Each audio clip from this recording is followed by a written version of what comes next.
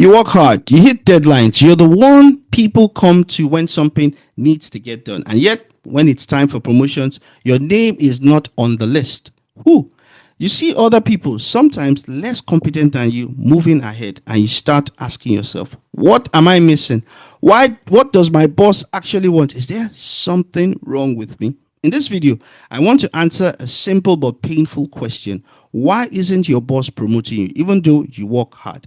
By the end, you'll understand the real reasons people get stuck, the hidden criteria your boss and possible other senior leaders are using, and what you can start doing differently in the next 90 days. Let's talk about this very, very honestly. Welcome to Workplace Multiplier, a podcast for ambitious professionals and senior leaders who want to turn their proven competence into visible career advancing results without burning out. Now, in simple terms, it simply means they want to win at work and in life. I'm Tola. I'm a C-suite executive who has worked in Spanish, French, and English-speaking countries. I've led teams, sat in promotion conversations, and I've also been the person wondering why others were moving faster. I now mentor ambitious professionals who are good at their job and don't want to be stuck and invisible. So, first and foremost, let me tell you this. I am not here to judge your work ethic. I'm here to show you why hard work alone is not enough and what actually moves the needle. And first and foremost, before we go forward, let's start with the lie that most professionals like you and I have been sold when we started our work. Bottom line here is this. Most of us were taught a very, very simple formula. Work hard, be loyal, don't cause trouble, and the system will reward you. Now, that sounds noble, but in real organizations, that's actually incomplete. Here's what actually happens. The good soldier, you know what they do? They keep things running.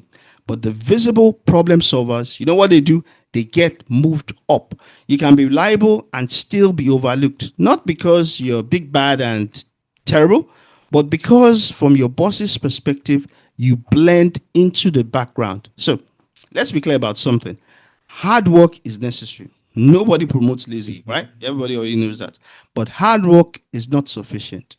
Nobody promotes only on effort. If your strategy is just do more, you're playing a losing game, mate. The first mindset shift is this. Promotions are not a reward for effort. Promotions are a bet on impact and potential at the next level. Now, this is a whole lot of things. So what we're going to do here is this. We're going to try and unpack what this really, really means. So reason number one, which you need to embrace here is this. Why your boss is not promoting you. Your boss is not promoting because even though you're working hard, but not clearly moving the results that matter. You see, every organization has a real scoreboard. It could be revenue, profit, it could be cost or efficiency, it could be risk or compliance, depending on the organization we're talking about. It could be customer satisfaction, retention, speed, or quality of delivery. When your boss thinks about who to promote, what they are doing is this. They're asking whose work is clearly moving the numbers and outcomes we are judged on. A lot of professionals, you know what they do? They're stuck on doing operational tasks, internal admin, work that basically keeps things running but doesn't show up on the scoreboard. And you know, the effect of what that means is that you become the person who keeps things going. You're the person who handles the day to day. You're valuable. Yeah, right on. You're really, really valuable. But promotion grade, not yet. So what I want you to do is this.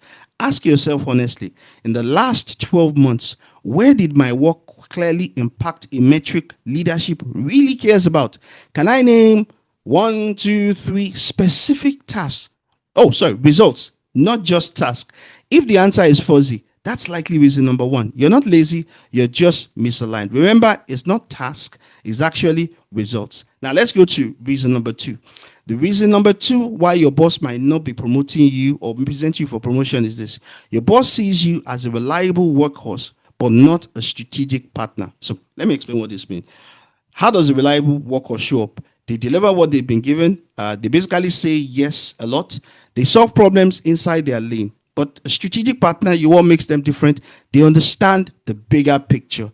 They anticipate problems. They offer options and trade offs. They think about risk, impact, and stakeholders. You see, when your boss is thinking about promotions, they're really not asking, who can I give more tasks to? What they are really, really doing is this. They're asking, who can I trust to help me carry bigger problems and represent us well? So, if your pattern is this, you wait for instructions, you don't challenge assumptions, very important. You rarely say, here are two ways we can approach this and what each one costs and what the value of selecting one option might be. Then you're basically seen as the valuable help, not yet as someone who should be sitting at the decision table. Ask yourself, in the last 3 to 6 months, where have I really, really shown that I can think like the level above me? Do I only execute, or do I help shape what we do and how we can do it? The answer to that actually tells you whether you're ready. So let's move on to that's reason number 2. Let's move on to reason number 3. Reason number 3 is this: the people who decide promotions don't really know you. You might have a great relationship with your immediate manager, but promotions often involve your boss's boss, HR, other senior leaders. Depends on the structure of the organization, but typically you really have those groups of people. So if these people don't have a clear sense of who you are, what you've done, and how you show up, it's really for them. It's easier for them to promote someone else whose story they know. This is how you're going to end up as the company's best kept secret. You see, your work is good, but it lives and dies inside your inbox and your team. You see, I've been in promotion reviews like that. You had a couple of people that were recommended for promotion by their bosses, which good, but most people on the table could not see how their work had huge organizational relevance. And unfortunately, the impact of that is that the promotion recommendation by their immediate bosses was not ratified. And to be honest with you, this is the reality of such situations. No one is telling your story in those promotion meetings or associating you with a specific result or thanking you when new and bigger opportunities actually appear. And you see, this is not about being loud, arrogant, or political. It's simply about this: making your impact visible in clean, honest ways, building relationships with the right stakeholders, being known for something specific. So, what I want you to do on this number 3 is this: ask yourself this question. If your boss's boss heard your name, what would they associate it with? Is that association strong enough to argue for your next promotion?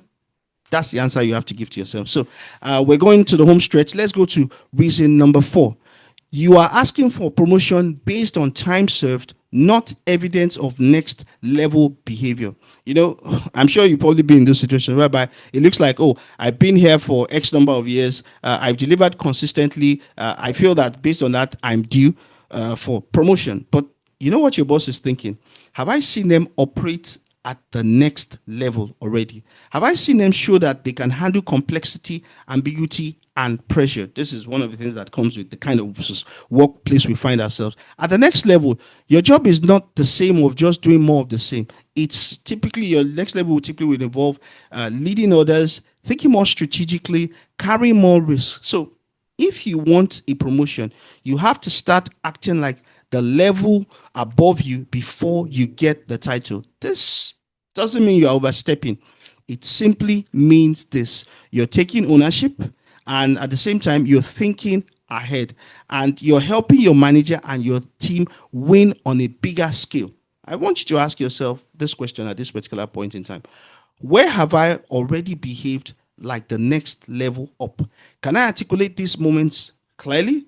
Interestingly, I was speaking with someone a while back who wanted my assessment on whether I thought he was ready if his boss left to step into that role, which is actually a very good thing. But you know what my big advice to him was this? I said, don't aim for your boss's role, aim for your boss's boss role. This is big picture thinking, because this will basically elevate the approach and how he brings himself to work. Now, before we talk about what to do next, I want you to hear this. Most of the time, it's not your boss doesn't like you. Neither is it a case of you are not good enough. It's really a case of this. You haven't been working on the right result in a way that shows up on the real scorecard with enough visibility and next level behavior. But you see, even though that might be the problem, that's fixable. You don't have to become a different person. No, no, no, not at all. You need to start playing a different game. And that starts by this. This is what you need to do. That starts by choosing one result that would actually change how you are seen. Very, very much important. One result timed rightly can actually change how you are seen. So if you are realizing, based on everything we've talked so far, that you've been working hard but not on anything that clearly shows up on the promotion scoreboard, so that's not a moral failure. It's a target problem. You don't need to add more to your plate, because I'm sure that's typically the thing. I got to do this. I got to do this. You just need to aim your effort at the right thing. And that's exactly why I created a free 10 minutes to call the 90-day Result Selector. It's a very simple document that helps you identify your organization's number one priority, finds out where your boss' biggest pressure point is, and choose one project that hits on both the 2 points we've identified, and test if this project is promotion ready using a 5-point checklist. Instead of guessing what matters, what you do by the time you work with this document is you walk away with a 90-day result that is worth pouring your best energy into. The link is in the description. Before you decide to work harder this year, just take a stab on it. Go and use the 90-day Result Selector. Start by aiming at the right result. So, why isn't your boss promoting you even though you work hard?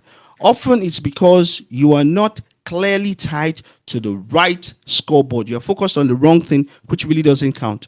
You're seen as a reliable workhorse, but not a strategic partner. Number 3, you are invisible outside your immediate bubble. And then number 4, you haven't yet shown next level behavior. None of this is permanent. As I've said, you can change it in the next 90 days. So, as we go on, hit subscribe if you want more direct, practical mentoring on promotion, visibility, and execution without burnout. And before you leave, grab the free 90-day Result Selector using the link below. In the next episode, we're going to be talking about how to stop being your company's best kept secret and start building a reputation that actually matches your contribution within the organization.